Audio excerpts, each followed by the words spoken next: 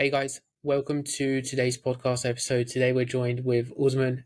We've been working together with Usman for the last for pretty much the whole of this year. He's helped me a lot when it comes to mindset, sales, and just been a massive help when it comes to everything in my business. I'm really grateful to be able to have this conversation today. Usman, for people that don't know too much about yourself, who you are, what you do, could you kind of give us a quick breakdown and we can pick up from there? Yeah, of course. Thank you, Plamen. It's been really good working with you. A bit about me. So my name's Usman, and I own a company called Guided Growth. So we build world-class sales teams. We train world-class salespeople. And I'm on a mission really to really change the way salespeople are seen, because they're seen as in a way which is sleaze bags. They're not really good. They're not authentic. And we're really trying to change towards having a conscious capitalism, which is all about giving and growing. So that's all about me. I'm on a mission right now, and I'm just working hard to spread the message. Why sales out of everything? I know like a lot of people, especially in the fitness space, would look at sales and think it's a bit of a sticky like word. Yeah. So the main reason why I picked sales was, when I was young and when I was 16, I had no opportunities going for me. I was going to college, and I remember going to college and thinking, like, there's absolutely nothing going for me. I'm only going because my parents put pressure on me. And in an Asian family, that's all you can do. Every one of my brothers and sisters are all academics. They all have amazing jobs. And I was the only person who was there who was thinking, I want to do something different. So after I left college, I had no opportunities. I actually worked in a restaurant as a kid when I was 14, 15, after the paper round. And whilst working in the restaurant, I realized I was so good at upselling wines and upselling food and the best steaks. I thought, you know what, I'm going to do sales. So I went to work in the call center. And then when I worked in the call center, I was instantly hooked because I thought, I'm controlling how much money I make, nobody else. So even though I wasn't an entrepreneur and I was working for somebody else, because I felt like I controlled my own paycheck, that's why it was so good for me. Amazing. And how did that kind of transition? So you went from the restaurant, then you went into a call center. Where did that kind of take you from there? I'd say from 18 to 23, I was lost because, yes, I was working everything from a phone shop to call centers, literally all of the beginner jobs anyone does as a teenager or back in the day. Well, right now you just start online. But back in the day, they're the only opportunities you had. And I did all of those jobs until I figured out what I was good at, and it was selling. And that's when I went all in on the beginner jobs, as I call it, until I actually started my career, which was at 24. What were the kind of like lessons you picked up quite early on? So the call center, what were the lessons that you picked up and you kind of took with you? In the call center, I picked the best lessons that I picked up. It was a horrible environment because I remember looking at these 30, 40-year-old guys. As a kid, I had this perception watching these older guys and these older girls, and I was thinking, why are they still here? Why are they still in the same job that I'm at when I'm 18, when I'm 19 years old? Why are they doing the same job? So the unconscious lesson that I learned there was I can do more. I can't be in that same position as these guys are, because they were talking the same shit, doing the same office bullshit every single day. And I knew I didn't want to be stuck with them. And the other thing that I learned was that in this call center, I don't know if you know how call centers work, but it's a data on a dialer.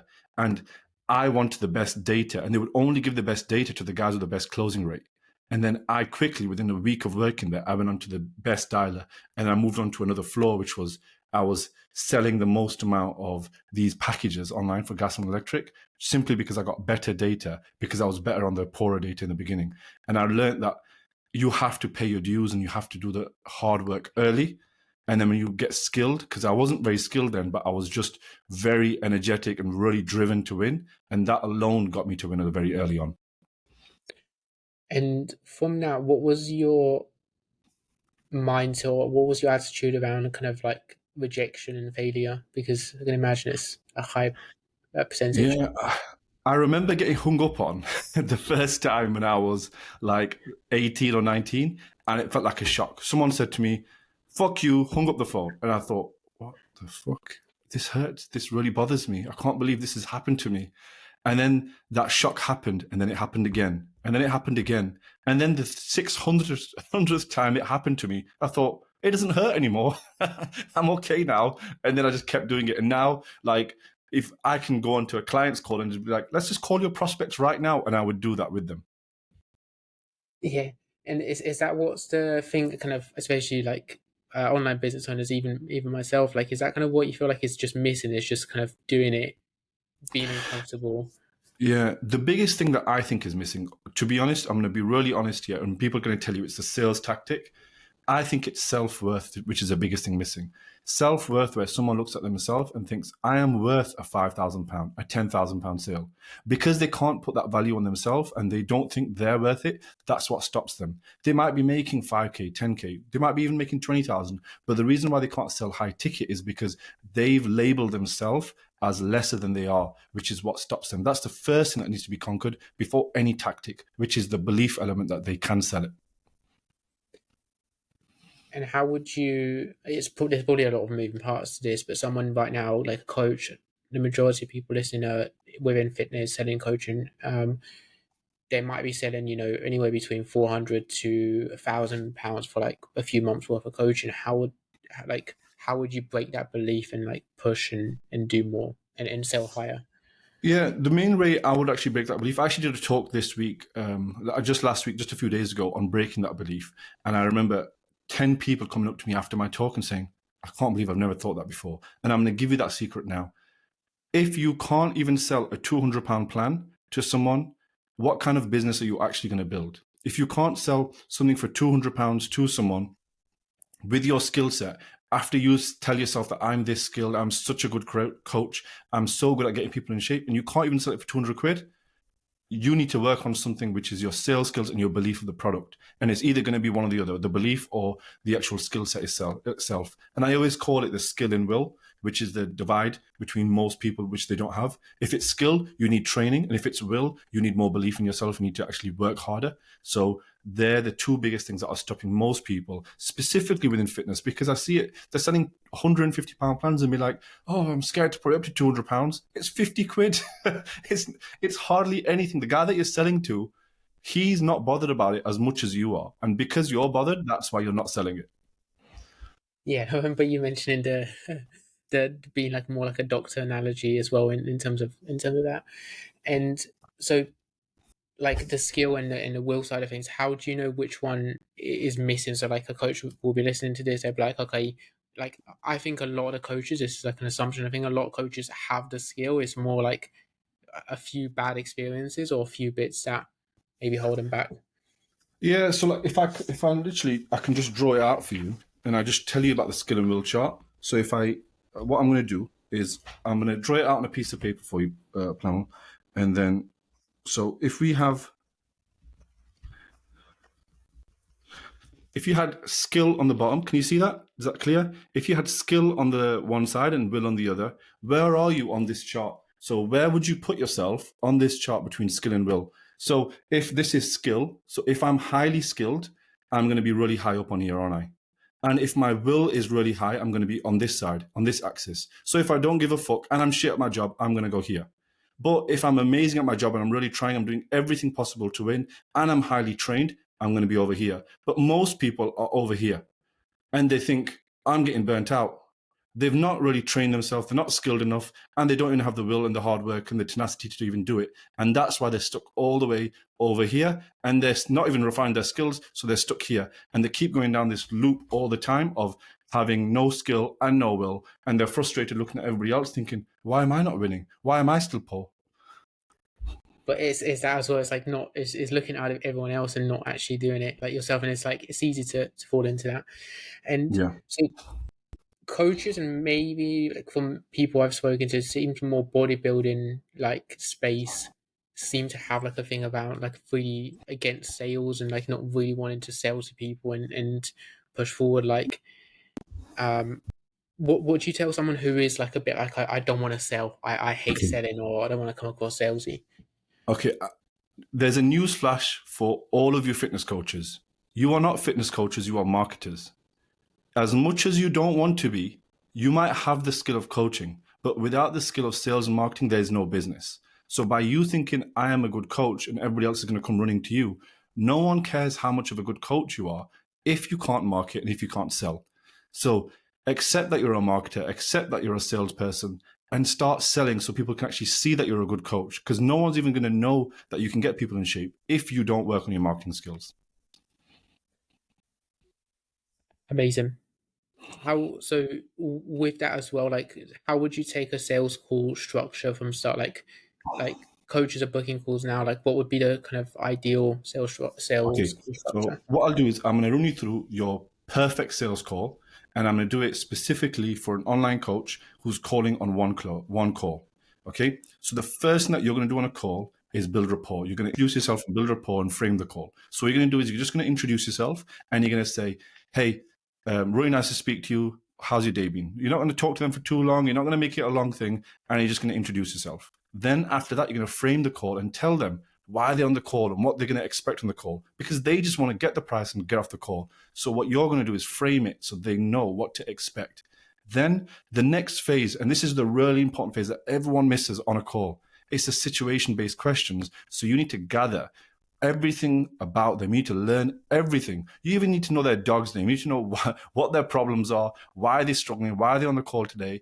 All the why, what, when, how questions are going to be said in that first part of the situation. After you know the situation, which is probably going to take you 10 to 15 minutes, you're going to move on to know what kind of things have they tried? Are they solution aware? What do they know? What kind of things have they wanting to do? What's their history? What kind of things could they even do? And this way, you're not going to get at the end of the call, hey, I'm going to try this on my own because I think I can do it on my own. So you cover that next. The next thing after that, which gets the prospect to sell themselves into your program, is the cost of inaction. So you ask them, why do you want to do it now? Why now? Why not later? And then you've got the cost of inaction. They'll end up telling you, hey, man, I need to do this now because of XYZ reason. And then when you've got that out of them, now you know why they're there, what they've tried, and why they have to do it with you right now. That's before you start moving into the pitch and the rest of the part of the call. But that bulk of the call, that part of the call will take you about 30 minutes. And most people are complete amateurs. They can't even sell that. They can't even ask the right questions in the first part to be able to establish what the problem is. You then go into, you mentioned you then, once you've done that, that's when you go into talking about the offer and the product itself. Like when would you know, being on a call, when would you know, okay, I've got enough information, I can go on and talk about my offer and my product? I need to know the pain, so I need to know the deeper reason why they're there. I need to know, and if I'm skilled, I've got 3 pains. If I'm not so skilled, I've just got that one core reason why they're on the phone. And then I truly know what their problem is so I can offer a solution. I can't pitch a solution to someone if I don't know the problem. And now for you fitness coaches out there, saying I want to lose 10 kilos is not a problem. That's a desire. There's a big difference between desires and problems. You need to know their problem, their true pain. Why are they so insecure? Why do they need this doing? Why are they willing to fix it? Why do they book this call? Because they're busy, they don't have the time, but they're wanting to do it. So you need to know exactly what their problem is and how bad they want to fix it before you can even pitch anything to them. So they've gone through that process, they've pitched their program, and they get objections. So like they've pitched the price, and they get a bunch, like they get objections.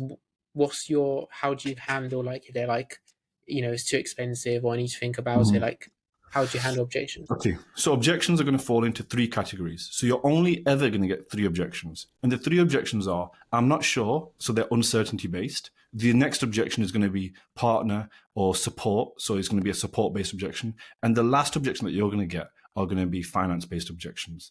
And partner and finance are both 90% of the time smokescreen objections. So someone's just throwing them at you because they're not fully sure. So as soon as you get a price objection, the first thing that you ask is, hey man, totally understand it's the price. Just to clarify, is the program perfect and it's just the price? That's when they'll say to you, well, and then you know instantly they're not fully sure. It's actually the program. And you need to go back digging again to find out why they're not sure. And I think that's where like a lot of coaches would be like, would have that fear, and myself included, would have that fear where it's like, I don't want to make it too confrontational, I'm just going to leave them go. What do you say at that point? So they come back and they're like, oh, like Usman, it sounds great, I just need to think about it. How do you then pivot it Okay. so it doesn't? The mindset that you need to have on a sales call is you only actually start selling once the price is given. Up until the price is given, it's a conversation, it's a fact find. So you're not selling anything up until the price is given. As soon as the price is dropped on a call, as soon as you say that number, the energy is changed. Now the call is all about, do I want to do it? Do I have an objection? Am I sure? Am I not sure? Am I going to go with it? And when you get that objection, you need to expect the objection. So you need to expect them to have an objection. And that's how you become trained. You become trained by knowing If they say money, what am I going to say? If they say whatever reason, I'm not sure, what are you going to say? And you have everything pre-planned because because in the beginning part of the call, you took all the notes and you got all the notes and you gather them effectively. So when they throw you an objection, you have the ammunition to give back. And like you say here as well, that's where actually structuring things beforehand as well and having questions to ask and taking notes makes it Yeah, a lot easier. that's it. So for yourself, I know a big thing you've mentioned and touched on before is going in and deciding when it came to your business to go out and sell in person rather than like sell in Yeah. person, build that through. Like, what was the thought process behind that? Like I think there could be a lot of takeaways for coaches as well when it's much more Zoom. Okay, I'm going to be really honest with you. When I sold my sports rehab clinics, which was around, I think around a year and a half ago, I was incredibly nervous because I was making £14,000 a month in those clinics. And I drove that business to zero to go and pursue something even bigger. And I knew I can do something even bigger. And as soon as I closed down those clinics, the reason why I closed it was I saw everyone making content online and no one making any business. So I thought, I have no social proof. I have no proof of concept that I know what I'm doing. And you know what most people do? They will sit and make bullshit content for months and get no sales. What I did was I went out and I mapped out on the map every single popular gym within the world where all the influencers are. And I went to every single gym selling to people in person. And I made 100K within 6 weeks. And what that 100K did was it allowed me to reinvest one into my education, one into systems. I built a project management system. I hired staff. I hired team members. That was when my business started. So most people think a business starts when they just start making content and they can make a couple of sales. Get some money in first and then start. Why do you think big brands actually do pre-orders for t-shirts? It's because they don't have the t-shirts made and they want to get the money in first and then get the t-shirts made after. And that's exactly what I did. I went and sold all of my skills. I gave above and beyond time to all of those clients. They spoke to me every single day with WhatsApp, phone calls. I would call them. There was no Zoom links. I would call them as much as I would video call them. Whatever they needed help with, 6 a.m., 11 p.m., I would do anything they needed to see success. And once they were incredibly successful, I used their testimonials, I put them on my socials, and I started social media very differently to how most people started it, because I started with social proof, because I was a business owner making content. I wasn't a content creator who has a business.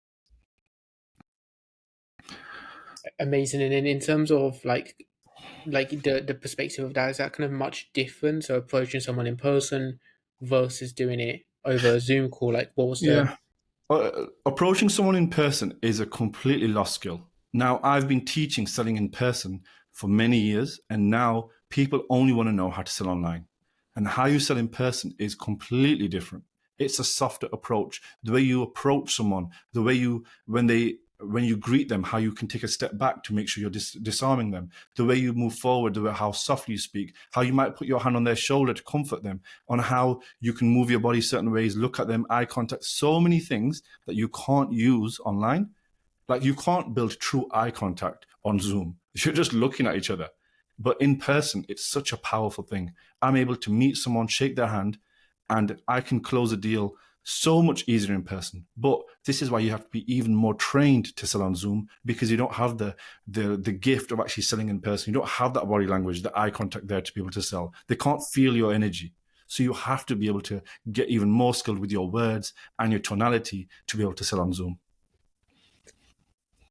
Okay, so yeah, I guess this is where like the personal training thing could come into play as well. So potentially coaches listening to this are like, okay, this person looks like he could do with my help. I see him in the gym all the time. I want to sell them on a like program. How would you approach someone, or how did you go about Yeah, the doing it in truth is, person? if you're failing to sell on the gym floor, you're probably going to fail to sell online. It's because I've like when I used to manage gyms, I used to see so many personal trainers, and I wasn't managing the personal trainers. I was managing the sales teams, but the personal trainers would come to me all the time and say, "Hey man, how shall I approach someone?" And I used to get the PT manager of the gym who used to have 15 trainers say, "Hey man, can you help my sales guys out? Can you help my personal trainers out? They want to sell more. Can you help them?" And I used to say to them simply, "How many people have you approached today on the gym floor?" "Oh, well, I spoke to 2 people." Bullshit, there's 300 people that have walked through the door already. Why have you not spoken to at least 200 of them? And I used to just get completely confused why you're not speaking to everyone. Then I used to take PTs onto the gym floor and say, look at all these people on the gym floor. Now tell me, when you look at all these people on the gym floor, who is willing to speak to you? And it was easy to tell because that guy who's sweating with headphones in, that girl who's running on the treadmill, she doesn't give a fuck. She's not going to speak to you. You're going to speak to the guy who's gone there for a social element, who's not training hard, because they're the ones that need your help. And you pick them out on the gym floor and you go over to them. And this is the trick. I'm going to give you the trick for PTs right now, which is a lost art of sitting on the gym floor. You're going to go up to them on the gym floor and you're going to say, hey man, nice to meet you. Not seen you before. We've not spoken. I've seen you around, but we've not said anything. You're just going to say hello and then you're going to leave it there. That's it. That's the first time you're going to interact with them. The next time you interact with them, you're going to say, hey man, how you doing? What are you training? How's everything going? The contact is a bit more personal. Now, the third time is the time that you might actually give them something for free. You might actually say, hey man, have you seen this? There might be an opportunity to help them, whether it's filling up their water bottle, because no personal trainers would even do that when I worked there. And that used to be the number one trick that I used to have. Fill up someone's water bottle and say, can I fill up your water bottle for you? I used to do something for them. Instantly, there was reciprocity involved. Like, hey man, tell me a bit about you. You're a PT. How long you worked here? Now I'm in the conversation. What I'm not going to do is this amateur way of selling, which is, hey man, do you know I can offer you a free session? And the reason why PTs fail is because that's how they think. And it's the same with content. You make content for months giving all free value, all of your free knowledge. It's no different. You give all of your free knowledge. You give every bit of advice that you know. And eventually there'll be an opportunity to sell to them in private in the DM or speak to them and they message you. And then you'll be able to sell to them. So it's the same mechanism. You just need to learn how you need to give way more than you need to take. Yeah, amazing. It's the same in terms of like actual messaging conversations as well. It's like that kind of give way more. Yeah. One thing I think about here is like one thing I did, and I kind of think back a lot on this, is like just doing stuff purely from like a comfort and like an ego perspective. I'll just put out content because it's easier, it's safer. Like no one's gonna judge me. Like I'm behind a screen. Like no one's gonna reject me. How do you decide when it comes to a coaching business, when it comes to your business, like what are the big pillar priorities that need to be done that's Okay. actually going to move the needle forward? So just to clarify, is your question to work out how I prioritize things in my business? Yeah, like how to do what? Yeah, Okay. priorities, productivity. So with my task specifically, I use a system which is if I can automate it, if I can eliminate it, or delegate it, I'll always ask those first. So I'll get on my calendar, I look at my weekly calendar, and I'll think to myself, can I automate anything here? Can I use Zapier and other tools to automate anything within my diary? Because automation is usually the quickest, fastest, and the cheapest way to do anything. And I'll really look at every task. What things can I automate? And sometimes I'll even consult with someone who's great at automations to ask them, hey, look at my diary. Is there anything you can build automations for? I've got two good friends in automation side, and I will ask them, can I automate anything here? The next thing I will do is I would ask, hey, is there anything here that I can delegate to someone? Now, delegation is more expensive. So this is why I always opt to do that after automating, because delegating always means that I have to now pay someone to do that task. So then I look and think, what can I delegate? And then if I can delegate enough things that I know that are worth less of my time per hour, and like if I know I can delegate them, I will find someone, I will employ someone, and I will delegate them. And just a trick on employment that I've only recently learned after spending thousands of pounds on hiring and seeking advice on hiring and recruiting and building world-class sales teams. The best tip I can give you on recruiting your world-class team is you hire from the top down, not from the bottom up. And what that means is you go and hire the highest role first, and then they will build out the team for you. So if I was going to hire out a team, if I was going to build a team of closers, I would go and just hire one sales manager who will go and build me that team of closers. I won't hire loads of closers. So you always hire from the top down. And that's my one thing about delegating and recruiting. The next thing I will do after that is I will then think, can I eliminate this task? And at times I'll even look at that first before anything. Can I free up my diary? Is there anything that does not need to be here? And for me, like I don't even post on my social media. Someone does it for me now. And the reason why someone does it for me is it's a $5 task. Why should I be posting my content? I'm not going to be posting my content on social media. Someone's going to post it for me. I'm going to record it, someone's going to edit it, and it's going to get posted for me. And if you can't think in a processed manner, you're never going to build a business because there's no logic involved in your way of thinking. You're thinking emotionally. And business is all about logically thinking, putting emotion aside, and using that method of eliminate, automate, and delegate. Amazing. So more towards automation, elimination, or delegation. Yeah. Amazing. And in terms of like, what are your tasks? Again, productivity focus wise, what are the stuff you like? Maybe you mostly do now in your business, but also you did, when you were coming up in terms of in terms of The two main things that I still have to do now that I cannot delegate to anybody else. Number one, I have to do my content. Nobody else can do my content for me. So I have to make sure that's always in the diary, at least 3 times a week to do that. And the other thing I have to do is I have to build a product. I have to build the courses. I have to build the systems, the actual product in itself, and the text and the copy of everything. I have to write that all up and record the videos. So they're the two things that I have to do so they stay constant. Now, the third thing that I'm doing a lot of it, which is I do client delivery, and I'll also do a lot of sales training for companies. So those two things I'm still heavily involved. And that's mainly because I love it. And as we grow, it'll be harder to reach me on that level. But right now, because I love doing it and I'm still working with my clients, recently I actually told 7 clients I'm not going to work with them anymore because I told them that they don't have the right mindset, they're not the right people for me, and they're actually tying me down. So I said to them that you've not progressed, you're not doing the tasks that have been given to you, so you're not staying on the program. And that was for 7 people just last week. So right now I've cleared up my diary so I can work with the right people and the right companies. And I'm very picky with who I give my energy to. And this is why it's been nice working with you, Plamen. If you notice, Plamen, I'll even call you on WhatsApp. It's not just, hey man, we'll speak just 2 weeks. And I don't want those type of relationships. If I'm working with someone, I will call them, I will text them 6 in the morning, 11 at night. I will call them on WhatsApp if I can. Only yesterday we spoke for 20 minutes. That wasn't in the diary. And I'll make sure that relationship is there. And they're the clients that I want because they're the clients that get things done because they think big enough for me to even put my energy into them. Yeah, amazing. I guess there's like so much there from a productivity standpoint that coaches would find because it's so easy to just lose yourself doing like Yeah. Canva graphics or designs and stuff. I've not been Last, on Canva in at least 7 months. Apart from a client proposal that I write, I've not been on Canva for 7 months. and like I'm just something I've been guilty of is like you just spend time just like making it perfect and it's like you lose like you get scarred how much time you lose. Last one in terms of like or one big one in terms of sales here as well was one thing you like most people probably be aware of is like how would you approach the sell me this pen dynamic from the Wolf of Wall Street I process. actually believe in selling with integrity. So the first thing I would ask you is actually, do you need a pen? So Plamen, do you need a pen? Not right now, but maybe I've needed one recently actually. Okay. And if there's a need and you might need it, now I know how to approach you. What I'm not going to do is the garbage American way of selling, which is this big old fashioned way like, hey man, look at this pen. It's this ink and it's this. No one sells like that. That old fashioned way of selling is gone. No one's going to buy off that person. Everyone actually hates that type of salesperson, especially me.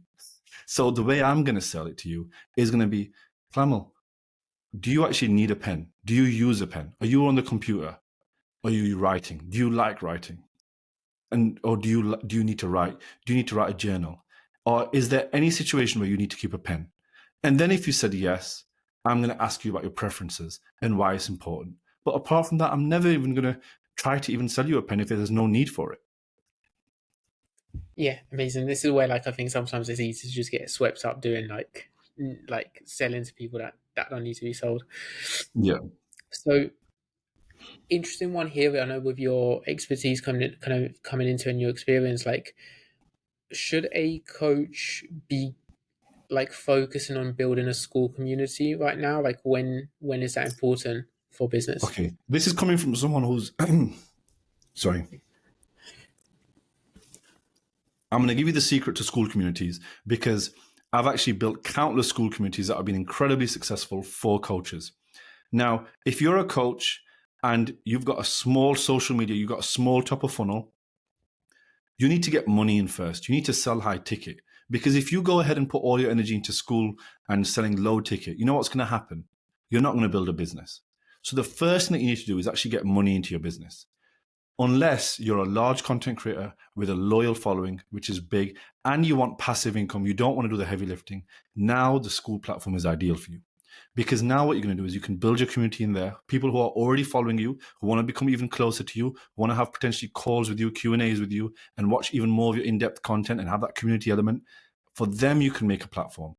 So that's the scenario where I think school is great. And the other way that we've built our community platforms for businesses has been where there may be like an agency, or there may be like a coach, and they need to use it in the middle of the funnel, which is where they're going to have it like a Facebook community, where they're going to offer free value, offer conversations, and use it as a place for a stepping stone and upsell.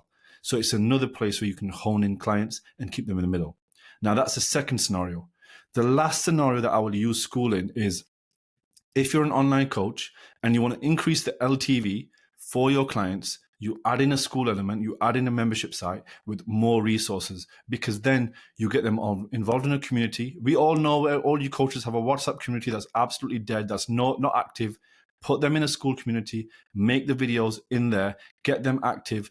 Don't make the community, don't push it too hard. Your job is to facilitate that community. And what you're going to find is your clients are going to stay with you longer, because it's very easy to leave a coach, but it's hard to leave a community.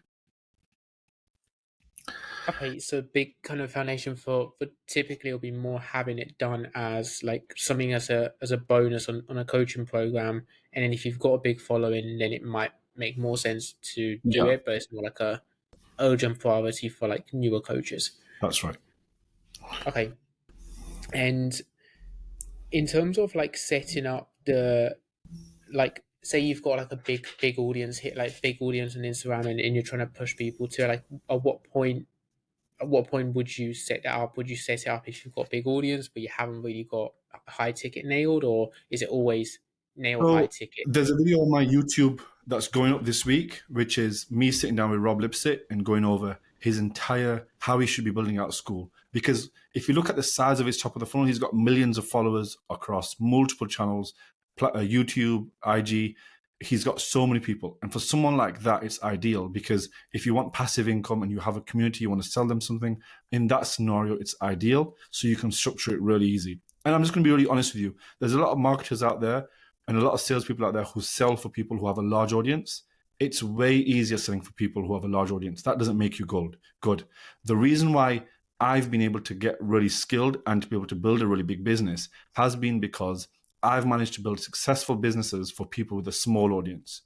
If I had worked with a bunch of influencers, it's easy. They already have it. You know, I worked with one influencer last year. The same tricks that I would give to someone for them to get to 5K, got that influencer to 30K within the same time frame, 6 times more successful, simply because the audience was so big. And now, when influencers can't even make a business from having hundreds of thousands of followers, it absolutely bamboozles me, because it's so simple to sell to your audience when you know what you're doing. So if you have a clear plan, clear strategy, you can make a lot of money really fast. And when I say a lot of money, you can build a 7-figure business very fast when you have an audience, because there's guys doing it out there with no audience. So imagine that you have all those people and you know exactly what to do, what to say, and how to post it, how to monetize it, how to build a funnel. When you know how to do all of that, then you can build a 7-figure business very easy. Amazing. And then in terms of that, and in terms of like you've got the audience, you've got people there, for example, or even if you're starting out, like you've got 2,000 plus followers, like how do you actually set up the content to get people to sell to them? Like how do you structure content? Is this for What, content for people who are the small audience who want to sell something? yeah, like let's say 2K, 3K followers plus Okay. on Well, I'm Instagram. in that category and I've got a really good business. And how I do it is I make sure that I post 10 value giving reels or videos or content before even one promotional one. So 10-to-1 ratio. Because imagine that you were watching a TV show and every 5 minutes there was an advert. You would just not watch the TV show because it's annoying you that there's an advert all the time.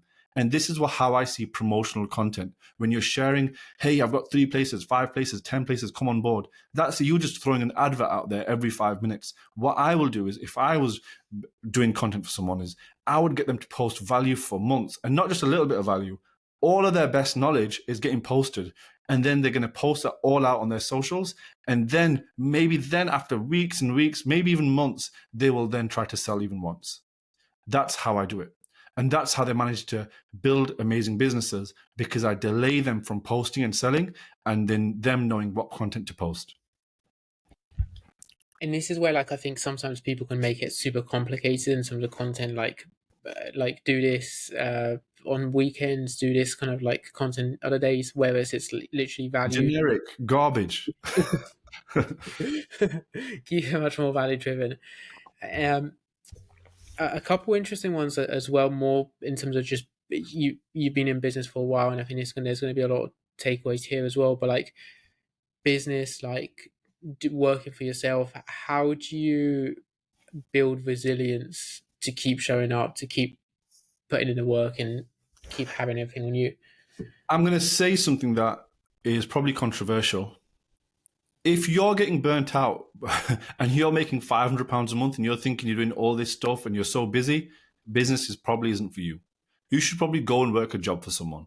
Because if you're getting burnt out and you're getting stressed over 500 quid a month, £1,000 a month, how are you going to handle 5 staff? How are you going to handle a business making hundreds of thousands of pounds a month? How are you going to even cope with it? It doesn't get easier.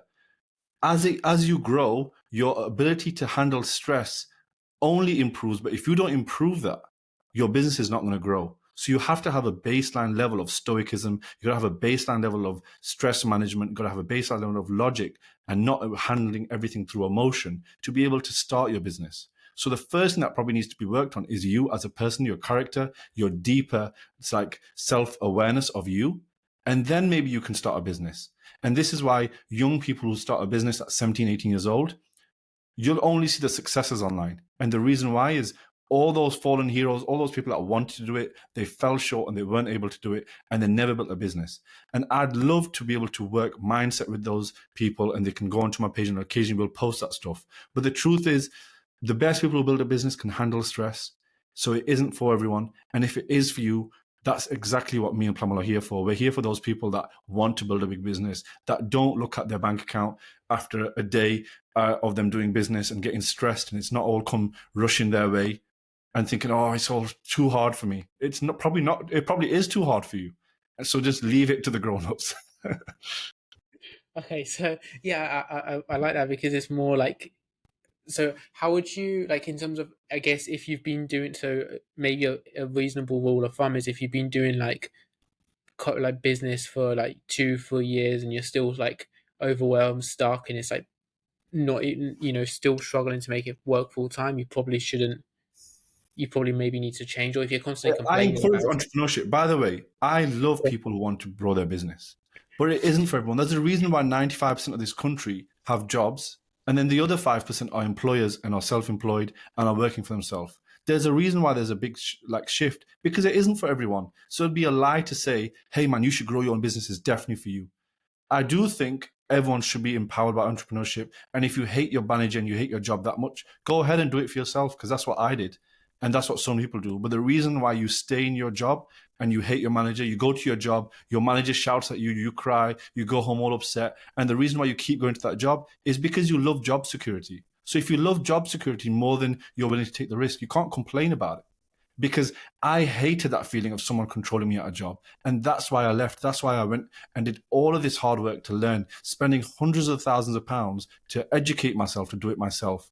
I want to build a business that's making 10 million a year revenue.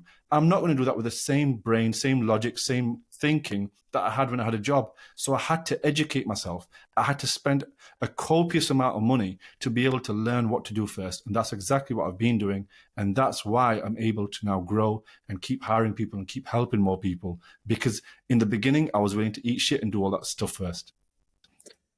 Here's an interesting one around that. Would you say it's been more driven by the pain of like wanting to do it rather than the joy of like the shiny like cars and like all of that stuff Yeah, you see on. I used to think it's all about the money. I used to be very driven. I used to have this thing, oh, when I'm 30, I'm going to be a millionaire. That's the number one thing that I used to tell myself as a kid. But now that I'm building my business by building it, it's actually building something that actually makes me happy. Building something, helping more people, being able to connect with more people. I'm like, I don't have a big social media at all, but I get messages all the time from people saying, hey man, I've been inspired by your content. I really love what you're posting. It's really helping me. How can I now stop making content when even one person has said that to me? So it is about the money. It is about we want to make a lot of money, but at the same time, if you're helping people, you're genuinely helping people, which is all the thing about my element of conscious capitalism, which is why I want to help a lot of people. And our goal is to help thousands of businesses in the next few years on their sales teams, on building sales teams. And that's exactly what we're here for. But we want to do it the right way. We want to do it with integrity. We want to do it with our values in place. Amazing. So for you now, with where you're at, do you ever get anxious? Do you get overwhelmed? What? I get anxiety all the time. I get anxiety about the things that need to be done, how much work I need to do. I get anxiety. I sometimes sit and think, oh God, I've got so much to do. But then what do? I wake up the next morning and I just start. And I might not even be the most productive. I might not be the most efficient. I might not be the quickest person to task, but I'll just chip away slowly. And then as I chip away slowly, the anxiety just seems to get better and it seems to get easier. And things just one at a time get easier. But you know what makes anxiety worse? Doing fuck all. Doing absolutely nothing with your time makes your anxiety so bad, and eventually you get used to not caring, and then you think, fuck it, I tried, I'm not going to do it again. Okay, so yeah, it's a good kind of like indicator here. Like you can struggle with it, but it's more just showing up and like Yeah. action almost beats anxiety. Um, what do you what do you see coaches like? What do you see business owners and coaches you speak to in your DMs and in calls and in person? What do you think they struggle? What's the biggest kind of thing they struggle with at like mindset or Themselves, ability? very early on, I spoke to you about the biggest thing that coaches struggle on. One is self worth, one is self awareness. Before any tactics, tactics are merely the 15% of things that you need to do, the tasks that need to be done. But you know what's above those tactics? You getting in your own way. Oh, but it's going to make me feel like this. Oh, I don't want to get my business to message people because they're going to judge me. And that way of thinking is what's exactly stopping your business from growing. Yes, it's moving and just taking massive action. Yeah. Um, what is the this could be a good one here. Like, what is the mindset you think is required to become like a real like killer salesperson? To be an absolute killer in sales, you have to be the most curious person out there. You've got to be someone who's just really curious. You can maintain authority. You don't drop it. You don't call people and say, oh, sorry, I'm just wondering if you really want to do this with me. No, none of that. Maintain authority and stay curious, and also have your self worth really high. If you do that, you'll be an amazing salesperson. Amazing. And last one here, what would you say a coach needs to do if they wanted to make money like today or tomorrow or like that today? So, is this coach making no money? They're making like £1,000, £1,500 a month between personal training, online coaching. Okay. And is this coach's job? Does he want to leave the gym floor? Does he want to do hybrid? What does he want to do? Yeah, they say they want to go all out, all in on online coaching. Okay. Go and make so much content that you're sick of making it. That's the honest truth. Go and film for 2-3 days a week straight. Every minute that you're not on the gym floor, you're making content. Either you're planning content, you're going on ChatGPT and searching hooks, you're looking at what other people are doing. Make so much content that you can't be ignored. If you just do that one thing without any sales skills, you will find people knocking your door. Then you need the sales skills to obviously sell to them. But if you simply just make so much content, how can you be ignored? Amazing, perfect. And so here's one in terms of wrapping it up. So what what would you say is your outlook on money? What would you say is your outlook on money? Yeah, for me, money is linked to freedom, And I do not want anyone to control what I'm doing, which means that at times I need a lot of money. To the limit, I push it to the absolute limit, which is, if I go to the gym and someone says, hey man, you can't use this gym, I'm going to think I need to build my own gym. That's what freedom is. If someone's going to say, you can't do this, I think, right, for me to do that, I'm going to need a lot of money. If someone says, you can't fly, the flights have stopped, I'm going to need so much money to fly myself. So the whole logic is there is a way to do it, and usually money allows you to access those tools, those mechanisms, and the ability to do things. I just don't want to be told no with anything that I want to do. So the things I want to do, I at times need a lot of money. If you have more money, you wait less times at queues. If you have more money, you fast track at Alton Towers, whatever garbage thing you want to go to. Money will help you because it will get you everywhere faster. Otherwise, you're standing in line. When I was poor, when I didn't have no money, I was waiting for the bus all the time. You know how long it took me to get everywhere? It took me 3 or 4 hours for the same 20-minute journey I could drive for. But only when I made the money, I could afford driving lessons. I didn't actually take driving lessons till I was 26 because I was that broke. I was that broke, I could not even afford driving lessons. And I took them way later than everybody else. All of my friends were driving their cars and they were all having nice cars. They get their first car, their Nissan Micras at 17, 18. Then at 23, they get their nice car. I still had no car. I was still at the bus stop. But because I delayed it and I didn't have the money, but then when I did pass my driving, I thought, now I have the freedom. And that was the ability to think of freedom in that way is what changed my outlook on money. So that's how I see money, just gaining freedom and doing things on my time. Amazing. So many big takeaways here. So your journey from everything where you've gone and where you are now, like 18, 19 year old, like in a call center, what would you say has been your biggest lesson through that kind of journey? I think I was never arrogant. I hardly ever even had an ego, but I would tell myself to even have less of an ego and go and learn from some other people. So I would think whoever has a successful business, go and spend more time with them. So I've realized every single person that I've learned from was more successful than me. So my only advice would be go and find people more successful for you. Go and find out how you can help them and go help them.